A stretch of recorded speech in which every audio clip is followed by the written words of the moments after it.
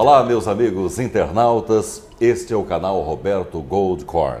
Hoje nós vamos destacar aqui um assunto muito importante. Vamos falar sobre a separação.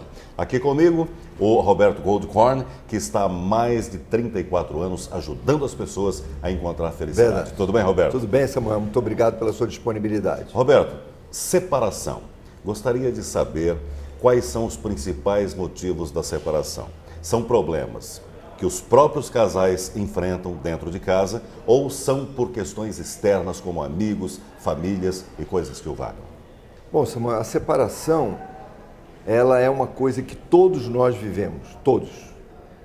Vivemos de maneira original. Quando? Quando nascemos. O nascimento é a chamada separação primordial. Nós saímos de um lugar onde estamos em perfeita simbiose com o organismo hospedeiro. Absolutamente protegidos, confortáveis, nutridos, sem preocupação em ter que sair e ganhar o pão com o suor do rosto, mas tem um momento que nós temos que sair, temos que nos separar. Então, por que qualquer separação de casais é dolorosa? Porque remete imediatamente, inconscientemente, a essa separação primordial, a essa separação do filho da mãe, né? E da mãe do filho. Certo. Né? Mas se não houver essa separação, não há crescimento. E a separação primordial do nascimento, ela acontece no momento que a gente precisa crescer.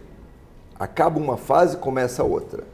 Mas por que se sofre com qualquer separação? Eu estou dizendo por que se sofre, assim, genericamente. Tem gente que não sofre, mas são as exceções. Por que qualquer separação é dolorosa? Porque ela nos remete a essa separação original, onde o filho se separa da mãe. Agora, com relação à separação de casais, existem separações mais traumáticas e menos traumáticas. Como é que se dá? Olha, eu vou pegar carona nessa tese original do nascimento como separação primordial. A separação mais traumática é quando essa simbiose entre filho e mãe, entre marido e mulher, entre casal, se tornou patológica. Então, ela é dolorosa porque um dos dois, ou os dois, não conseguem se imaginar correndo os riscos de uma vida autônoma. Eu vou te dar um exemplo. Eu tenho um cliente, um rapaz muito inteligente, muito preparado intelectualmente, espiritualmente, e ele está se separando. Certo. E não consegue consumar essa separação. E ele me diz o seguinte várias vezes: porque eu moro numa casa de 5 quartos, eu tenho uma mulher que gosta de mim, 2 filhas, 4 cachorros, eu sou respeitado pelos meus vizinhos. Então, de que ele está falando? Do útero. Ele está falando do útero da mãe, do conforto, da proteção do útero da mãe. Por que para ele é doloroso? Por que ele não consegue consumar na cabeça dele essa separação, sabendo que ele já vinha estando infeliz há muito tempo? Porque ele tem medo do que vai acontecer depois. Poderia ser pior. Depois que sair do útero, que tipo de mundo ele vai encontrar? E conosco é assim, por isso que nós choramos quando saímos do útero da mãe. Por isso que muitas vezes nós nos vemos envoltos em sangue, provocamos sofrimento de quem nos está parindo e nós choramos pelo medo do desconhecido, medo do que vamos encontrar depois dessa separação. Isso acontece com adultos. Então, a separação mete medo para muita gente, ela é postergada, ela é adiada, ela é muitas vezes envolvida numa racionalização para se manter. Em geral, o que está por trás disso é o medo de uma vida independente. E no fundo, Samuel, é o medo de crescer. Roberto, no passado, os casais iam até o fim, sendo felizes ou não. Essa história está tomando um novo rumo de uns anos para cá, não é isso? É verdade. A cultura da sociedade dominante, ela tem um papel predominante nessa relação. A cultura, quando ela é absorvida de maneira muito forte, quando ela é consensual, quando ela é generalizada, seja via religião, seja via padrões da própria sociedade do tempo, ela tem um papel que é determinante aí. Então, a cultura, ela pode chegar a estar num primeiro plano, acima, inclusive, dos projetos pessoais de felicidade. Eu conheço pessoas mais antigas, casais mais antigos, que buscar a própria felicidade era uma coisa que não estava na pauta deles. O que estava na pauta deles? Tinha de tudo lá, menos a felicidade. Menos isso. O que estava na pauta deles? Cumprir o contrato. Como disse uma amiga minha ontem mesmo, eu resolvi voltar para o meu marido porque tudo indicava que era melhor eu continuar com uma aliança na mão. Para o meu trabalho, amizades, isso, enfim, né? É o contrato social, é o que a sociedade esperava, ainda espera. E hoje, felizmente, muito menos. Então, o projeto de felicidade pessoal, de realização pessoal, nos antigamente, estava submetido à força da cultura, de uma cultura que dizia assim, casou, é para sempre. Para sempre. As mães diziam para a filha, minha filha, agora você casou, aguenta. Agora, os casais separados, eles pagam um preço um pouco alto, socialmente falando, não é isso, Roberto? Pagam um preço justamente alto. Com relação à aliança, olha, fulana de tal é separada, as amizades que se dividem. Por exemplo, você tem seus amigos, eu tenho os meus amigos. Nós temos um relacionamento. A partir da separação, os nossos amigos em comum, eles deixam de ser em comum. E às vezes a pessoa sofre. Verdade, paga um preço alto, Samuel, mas esse preço já foi mais alto. Se você olhar em retrospectiva, se você olhar em retrospectiva, a figura do divórcio é nova. Até pouco tempo atrás, não existia essa figura no Brasil. A gente tinha o desquite. Exatamente. A gente tinha aquela ideia de que casou, a separação inviabilizava uma nova vida. A possibilidade de você encontrar uma outra pessoa, de você retomar um rumo da sua vida. Felizmente, o avanço da sociedade como um organismo menos coercitivo permite ao indivíduo retomar um pouco da sua individualidade. E é claro que a gente vai sofrer com isso, porque a gente pode chegar no outro lado. Qual é o outro lado? Aquela coisa do casa separa, como dizia aquele personagem do Jô Soares, da TV. Então, mas isso é normal. A sociedade e a cultura da sociedade, ela se manifesta de forma pendular. Ela vai de um extremo ao outro. Então, claro que nós podemos chegar a um ponto de que as pessoas vão casar de maneira leviana, sabendo que num estalar dos dedos elas Hoje podem é super fácil, se separar. E tem 3, 4, 5, 6 casamentos. Mas eu acho que essa liberalidade, essa bagunça generalizada, é melhor do que a rédea curta, o freio na boca social, que submete a felicidade individual a uma regra geral, ao tacão de uma regra geral que diz casou é para sempre. E a gente sabe que não é assim. Por falar em casar é para sempre, existem alguns casais que se separam e depois, por pressão da sociedade, da família ou coisas que o valham, a pessoa acaba retomando o relacionamento. Verdade. Por que é que normalmente não dá certo, Roberto? Olha, essa segunda vez, essa retomada, ela costuma ser motivada por muitos fatores que não tem nada a ver com a mudança daquelas circunstâncias iniciais que levaram à primeira separação. As pessoas voltam por quê? O medo, voltam porque não aguentaram a barra de uma vida independente, voltam porque preferem o ruim conhecido do que a possibilidade do bom desconhecido.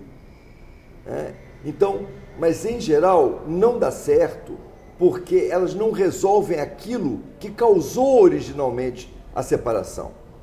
E essa volta muitas vezes vem maquiada de condições. Essa pessoa que eu estou te dizendo, esse meu cliente, ele diz o seguinte, que a mulher dele está disposta a mudar. E as pessoas mudam assim? Não mudam. Não, né? Não muda, ninguém muda por decreto. Ninguém muda sendo chantageado. As pessoas fingem que mudam, até querem mudar, mas a mudança é uma coisa de dentro para fora. A mudança é uma coisa que tem que vir com a tomada de consciência. A mudança é uma coisa que tem que ser um passo atrás. Eu tenho que recuar, eu tenho que entender o que eu fiz que me criou aquela situação. E eu tenho que entender que aquilo não é bom. Eu não mudo por uma pressão, eu não mudo pelo estalar de um chicote no meu lombo. Eu posso até mudar cosmeticamente, superficialmente, mas à medida em que a coisa vai ser retomada, as características de ambos vão aparecer. E o que causou a separação em primeiro lugar, vai aparecer de novo. Só que agora a separação é um pouco mais difícil, porque já houve a primeira tentativa. Agora os dois estão com o rabinho debaixo da perna. Então a tolerância, o pavio longo, tende a ser maior. E a infelicidade também. A amargura, os ressentimentos vão sendo no começo jogados para debaixo do tapete e vão aparecer como? Na crueldade cotidiana, nas pequenas alfinetadas que um dá no outro toda hora, nas cobranças disfarçadas, no humor que disfarça verdades que não são ditas na cara. E é claro que fica ruim. Isso vale a pena? Claro que não. Você está acompanhando essa nossa conversa aqui no canal Roberto Goldkorn, com o Roberto falando sobre separação. O Roberto está há mais de 34 anos ajudando pessoas em todo o Brasil a encontrar a felicidade. Bom, a separação é uma questão que envolve não só o casal, como também toda a família, toda uma estrutura envolvida na separação. Inclusive sofrimento, muitos casais passam a se odiar. E quando há uma questão financeira importante, isso facilita ou dificulta? Bom, a questão financeira, ela facilita, ela dificulta. As duas coisas. As duas coisas. Quando uma pessoa tem muito dinheiro, a separação ela é facilitada porque ela simplesmente, um deles sai de casa e vai para uma parte hotel, vai para uma outra casa, etc. Quantos casais se separam, mas por falta de condições financeiras ficam morando na mesma casa? Isso é uma coisa bem complicada. E comum também, né? Bem complicada e muito comum. Por outro lado, a questão financeira, a questão da divisão dos bens é um nó que complica muito. Eu conheci vários casais que relutavam em se separar para não ter que dividir o patrimônio. Eu já ouvi essa frase, acho que centenas de vezes. Também já ouvi, muitas vezes. Não, mas eu não vou me separar, eu vou tocando, vou levando minha vida paralela, porque eu custei muito para construir esse patrimônio, não vou dividir. Então, a questão financeira é muito complicada também.